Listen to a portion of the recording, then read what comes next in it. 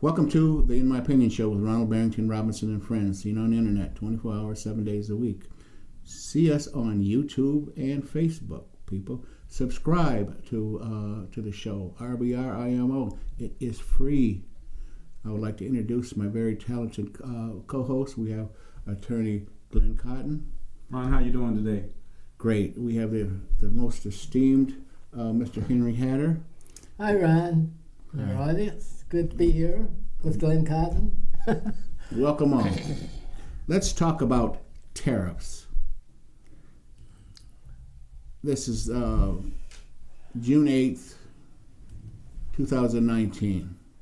President Trump, according to the latest news, all right, has made a deal with Mexico. So come Monday, the 10th, he will not be instituting this 5% against Mexican goods coming into the United States. But folks, tariffs are bad for everybody, okay? Because all it does, we the students, we the people have to take care of this, all right?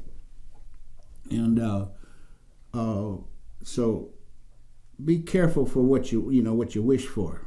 You may get it. Glenn, what are your thoughts on tariffs?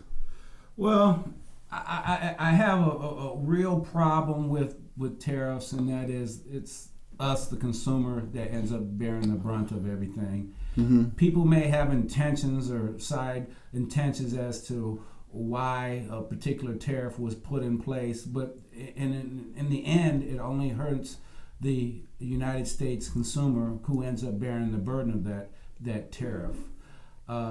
I'm very, very dissuaded by tariffs in general. They haven't worked with respect to the trade war that we have entailed with China. They haven't worked with respect to the European Union and this Brexit exit and whatnot. So I believe that we have a lot of issues regarding trade that need to be examined, but I'm fundamentally opposed to a tariff. And I just think that it hurts us, the American consumer, in the long run, and we end up paying for it regardless. So there's nothing that I could see that's good for a tariff. To me, it's fundamentally flawed. And also, too, with these tariffs, especially the one that I call it a bully pulpit with Trump and Mexico, okay? That is not going to work. That's not going to stem the flow of those folks seeking asylum, all right, from those South American countries. It's not just South America. It's a lot of other countries that's coming through. You've got Africans. You've got Portuguese. You've got a whole host of other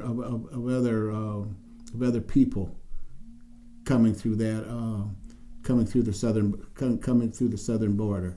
So don't let them think that, or don't you let the news media, whomever, electronic print or whatever, make you believe that it's only it's only people from Mexico, because there's all kinds of folks coming that way, seeking a better life.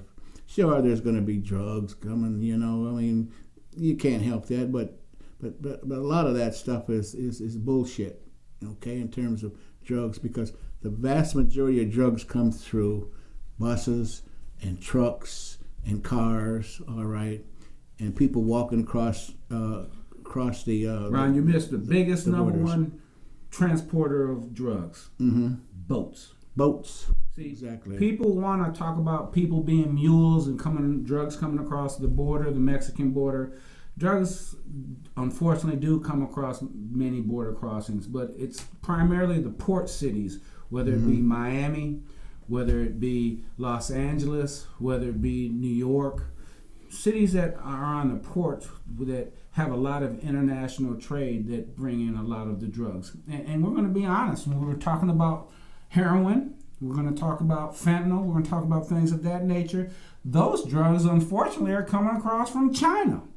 So when we start talking about the border, all right, and we want to say, oh, God, we got to stop all of these people from coming across the southern border, I really think that the immigration problem is a problem, and we were talking about this beforehand, and it's generally speaking the people who are in the majority now feeling that they're not going to be in the majority anymore, and they want to do everything that they can to try to make sure that they stay in the majority, and allowing immigration of people who are brown skinned or people who do not look like them is the last thing that they want to have. The notion of e pluribus unum does not seem to apply to people of color. And that tends to be a problem from my point of view, because I think as a nation of immigrants, first and foremost, that we should allow all people in so long as they're going to abide by our American way. And our American way is one that we believe in the rule of law, we believe in the power of commerce, and more importantly, we respect the individual rights of one another's. And it just is depressing to see all of this rhetoric go into protecting the southern border, so to speak, when the most porous border that we have in our country is the northern border. Canada. I've been through the Lewis and Clark Expedition Trail on the river, and I meandered in and out of the United States and Canada like it wasn't any problem. And people want to talk about, oh, we got national security interests, things of that nature. If a terrorist really wanted to come into our country and do some damage and infiltrate us and smuggle some stuff across, you could rest assured they wouldn't be trying to come in through the southern border because of the amount of attention that the southern border gets. He would come through the northern border because the northern border gets no attention whatsoever. When you get in between Windsor and Vancouver and you see that vast openness that exists there, people can walk through there like there is no tomorrow. And people are so fascinated and focused on building a wall or fence and this and that. If we look to the history of walls and we look at the Berlin Wall and we look at what it did and how it ended up, walls never work. What needs to be happening is technology and modernness can come in to protect the borders. You can have electronic laser sensors that can detect somebody crossing the border. You can have drones that can videotape and watch somebody crossing the border. You can see and organize posses coming across the border with respect to that, and you can do things to prevent and or try to round these folks up. But to say that you're going to build a wall or you're going to do something that you're going to spend this vast amount of resources to construct a wall that's going to prevent somebody from crossing the border, so to speak, I think really minimizes what our national interest is. And our national interest isn't just to protect the southern border, it's to protect the northern border, it's to protect our waterway border, it's to protect every part of the United States from something that can be horrific to us. And if we don't start looking to our complete border security and we only focus on the southern border, then we're going to miss really what protection is supposed to mean, because we're going to fall asleep on something coming across our northern border, and then when it comes across, and whether it's that dirty bomb or something of that nature that gets across there, we're going to have ourselves a whole host of problems because we've been focusing our mindset on the southern border because of the so-called illegals coming across there. And I really believe, Ron, that that's just a smoke screen. But when we disguise everything with respect to tariffs and we put that back into the picture, see, the tariffs just fan and stoke the flames of this issue of building a wall or having southern border security. Because when we were talking about our tariffs with Canada, you didn't hear anybody talk about any building wall on the northern shore. You didn't hear anybody, we need more border patrol agents on the northern border. We haven't heard anything about that nature. But if we really want to think about it, when we have these mass shootings, when we have these mass killings, when we have these mass crimes that are committed by somebody, they're generally perpetrated by somebody who's Caucasian, number one. Number two, that person 8 times out of 10 has had some sort of military training.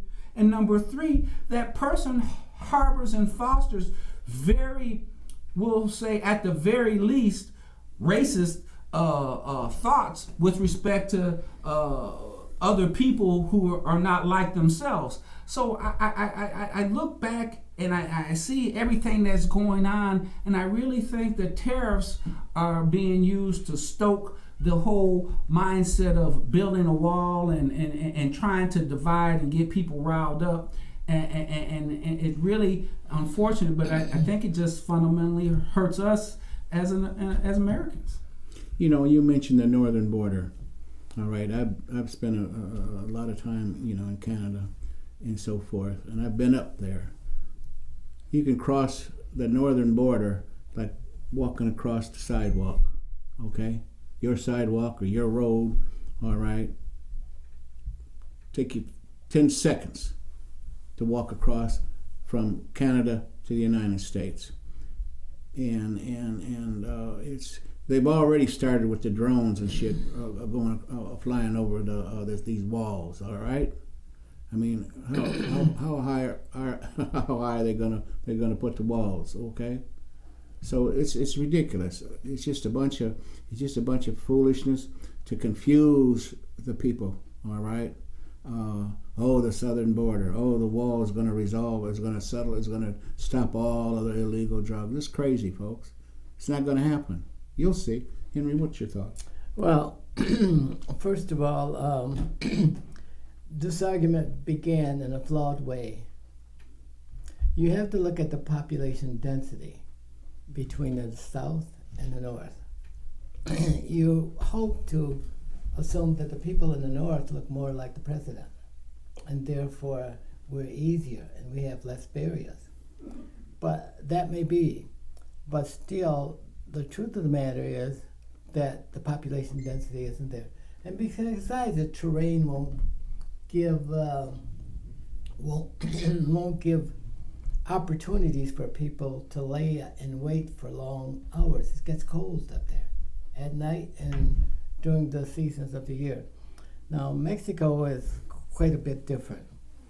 The population density is probably 3 or 4 times that of, maybe much more than Canada. I haven't taken a look at any numbers here, but I can guess that, and I think you all will agree with me. But tariffs, the tariff proposed by the president is not to punish Mexico, but it's to get Mexico's attention, because they have an obligation under the Monroe Doctrine and all of those things that still is effective in this country. Mexico is one of our subordinate nations that we have agreed to protect on this continent. It's also a leading exporter. America's leading exporter. Importer. Yeah, it's both of those. And we want to maintain good relationships with both Canada and Mexico. Should we ever be attacked by foreign powers from the east, they would be in a line of defense. We depend on them. We need immigration, and the Mexican immigrants are some of the best in the world. They can technologically, they do well in the plants that they come here to learn their skills. They're great artisans, particularly with stone and other kinds of materials like that, and we need them. They can do things that certain part of the American population has lost its ability to do. They can work in the hot sun, they can work in the cold winter, and they never complain. But try to get English-speaking people to do that. It's difficult. we do need those people that, and they're good at farming. We would starve to death without them, because there's very few people will go out and work in a field. You mean pick the crops? Yeah. Right. You know, I'm so sick and tired of people putting people down. You know what I mean? Because there are a lot of professional Mexicans. Oh, they're not Okay. put down. No, What? we don't put down the Mexicans. But that's what you're doing. Yes, that's I am. That's I'm what you're starting doing. at the bottom. Okay, no. I but just see, said the that thing, we the have thing about engineers. it, No, it's a remember- whole lot of educated people from South America, not just Mexico. All right, people. So Let me straighten you out, folks. Don't get This fooled. is the wrong assumption. Don't wrong get statement. fooled with that mess. All right. I've worked with many Mexican engineers and stuff like that, and I've had some as my students, and they do well. Well, then we should Okay. give them credit for Well, that. first of all, we're going to start where teachers, we have professors, doctors, nurses. We do. All right, other technological people. Okay. We're talking about things that unite us, not things that that divide us. And this is what we ought to be talking about: the things that unite us. But we prefer to talk about things that discredit. I don't. And I that- don't. That's you, Henry. I don't discredit anybody. I'll have to let Ron have that conversation. Okay. Well, then, in my opinion, you know what I mean. These are human beings. They need to be respected. You want respect. I want respect. Glenn wants respect. These folks need respect too. Okay. And all I hear is this old foolishness on TV all the time. Oh, drugs, M13, and all that foolishness. Okay. Let's talk about the good things.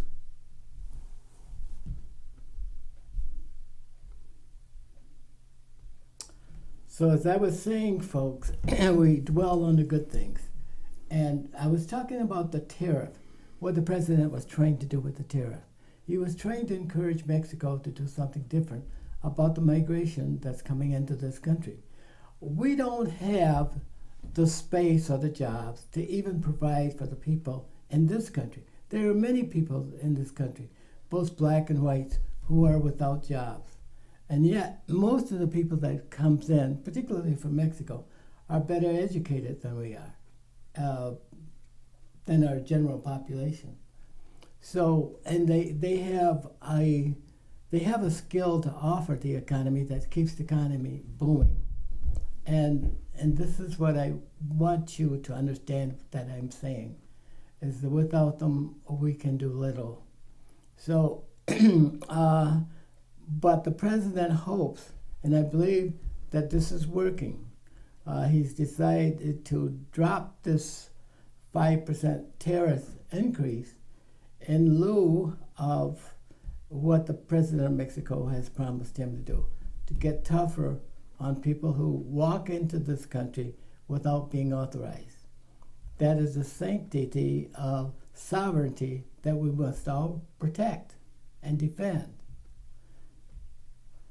Well, also, too, in my opinion, all right, the United States should keep their asses out of South America because, according to stated information, you got people down there stirring up folks down there in these countries, all right? And the United States is good at doing that, all right? They're good at stirring up and take, in other countries. I thought we were going to work on the things that unite us instead of divide us. I don't know that people are stirring up stuff down there. I've had no intelligence on that. The United States has their hands in. We're already in 160 different countries. And that's okay. Okay. And I'm so not are saying most I'm not people. saying it isn't, but I'm saying in the present administration, all right, they're supporting the guy down there in Venezuela. Now, because I guess in Trump's mind he's a strong man, just like the guy in North Korea, he's a strong man. All right, but they're all Our adversaries. They're our adversaries. Exactly. He's trying to keep shows like this from criticizing his moves. He'll give you something to think about. If you watch, So it looks good that we are partnering with North Korea. Don't believe it. Well, that's not my opinion. That, I mean, it's shared probably by hundreds of millions of folks that, these people are, North Koreans are killing up their folks. Maduro's down there killing up folks. Business. Okay, Russians are killing up folks. If it's not any of our business, why would you share a stage with that man? Why would you give him a photo opportunity at the very least? I don't think he talks about that. But see, that's a problem, is that the world does talk about it, and the world looks at us. Here's a man that would like to drop a bomb right down your smokestack. He would definitely like to drop a bomb. No, I'm talking about the man in Korea. There's got to be some sovereign, intelligent approach to dealing with him. And also, a number of years ago, President Bush had the same problem. And we just, he's back again. And well, see, that's part of the problem in knowing your enemy. Back in the day, when you knew you did not like the Russians, you wanted to kill them, they wanted to kill you. Yeah. All right.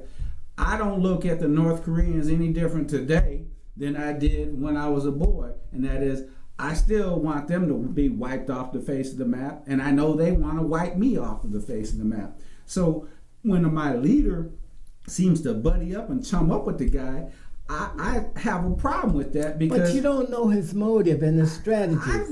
He has none as far as I'm concerned. Yeah, but that's, you haven't asked him. I don't need to ask him. Then it's supposition. No, the supposition is I'm not going to let you get the picture. In a court of law, now you are a man of the rope, right? Well, I practice law, that's correct. Okay. Now, you can't condemn anybody until you have the facts, the evidence. The facts are out there. You have a reasonable degree of certainty, 90% degree of certainty that this is true. You don't know that about Korea? About what in Korea? That they want to blow us up? Well, I'm talking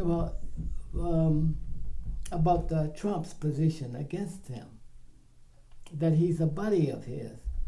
Well, my question to you is this, and this and that.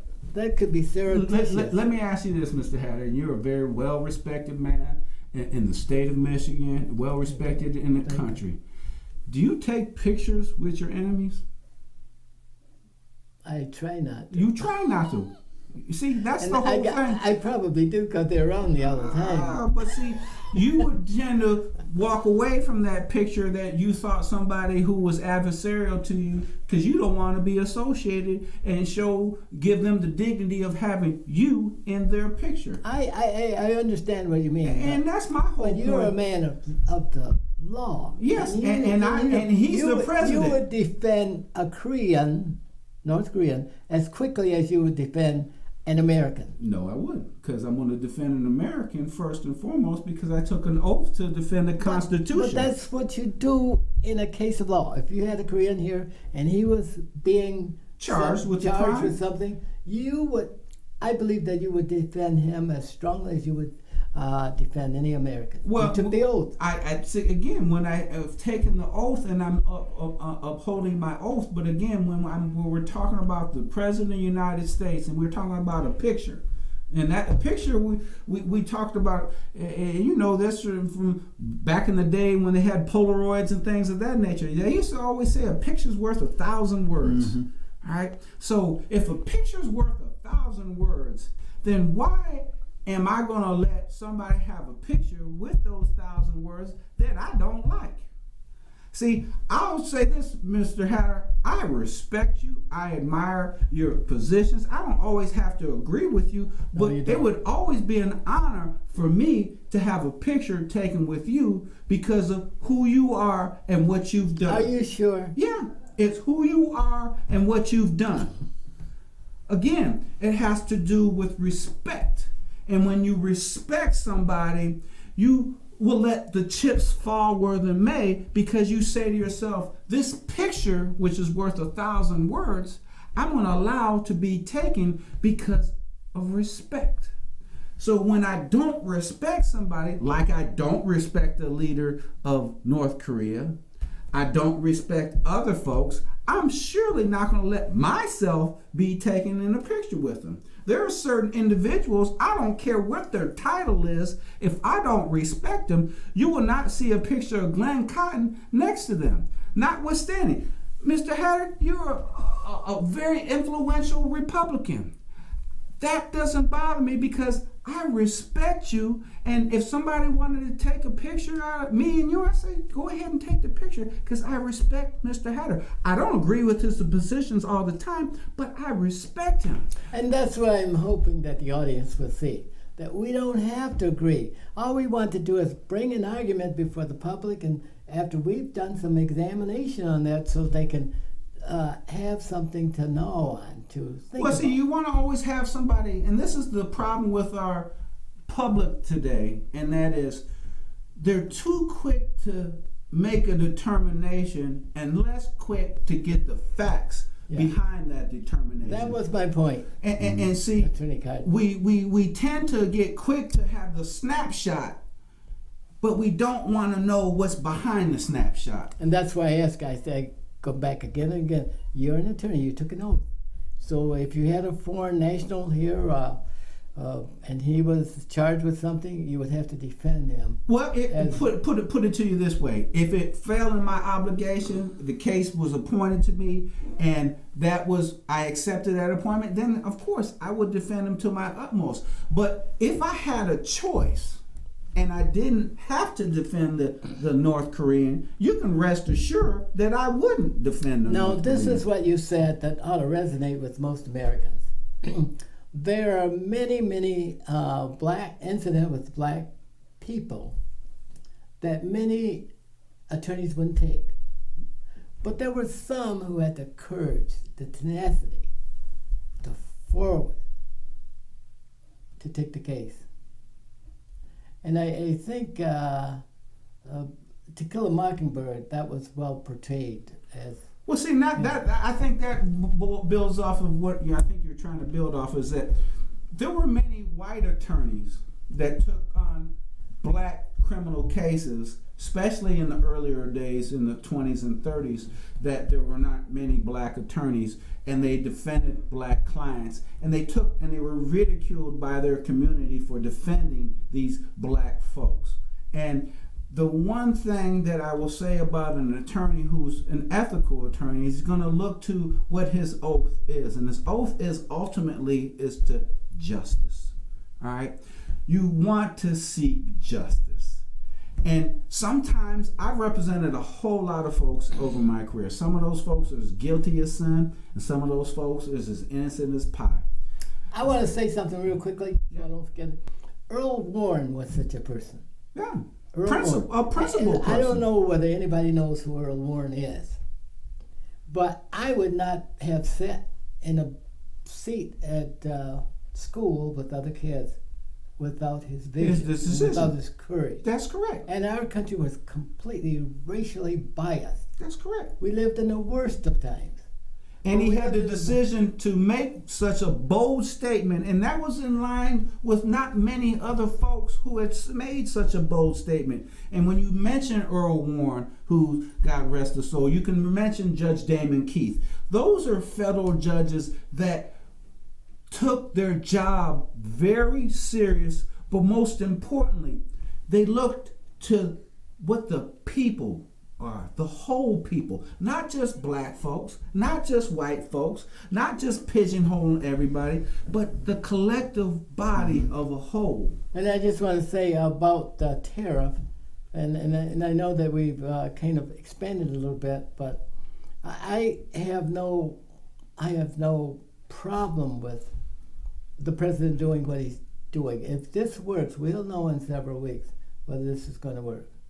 But you would have said fundamentally, being a Republican, that you were against tariffs because tariffs generally don't lead to anything good. Well, we live in a worldwide community. What do they call it? A national community. What do they call it? A world community. With that, unfortunately, we got to bring the show to a close.